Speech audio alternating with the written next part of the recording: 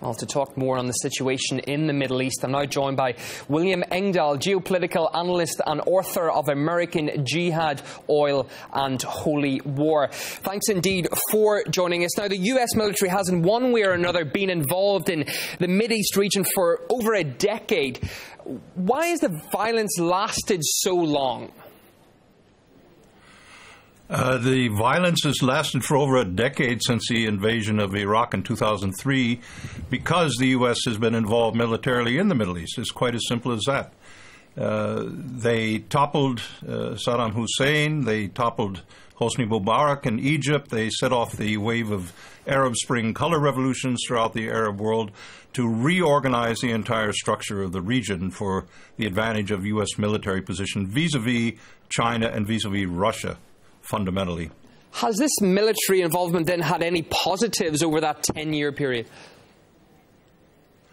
In my view, I see absolutely only human tragedy.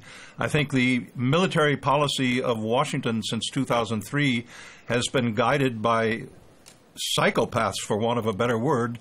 Bush and Cheney first, and now the Obama administration, Susan Rice, Samantha Power, and neocons around them. It's just a policy that has no positive humanitarian or human purpose other than creating chaos and disorder so that the United States or the government in Washington can leverage and blackmail its allies in Europe as well as China and Russia.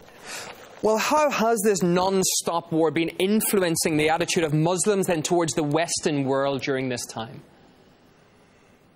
I don't think it's created any great love or warmth for the Western world, certainly not between the Muslim world and the United States. The Obama administration has a project. It's called Muslim Brotherhood. There are at least 5 Muslim Brotherhood members or close supporters in and around the Obama White House. And their strategy is to take this death cult that came out of Egypt in the 1920s, Hassan al-Banna's organization originally, and use that as a lever to reorganize into a fundamentalist, not just jihad, a Sharia state along the lines of the Islamic caliphate, IS. Now, the ongoing conflict in the Middle East has been regarded as this Shia-Sunni conflict, of course, as well. But how has the foreign involvement impacted on the religious relations between Muslims in that case? Well, it's brought them to the point of war between Shia and Sunni. And that certainly wasn't the case before 2003. There was an uneasy truce, but it was a truce. In Syria, you had Shia and Sunni living side by side. Alawites and so forth, the same in Turkey, the same in Iraq.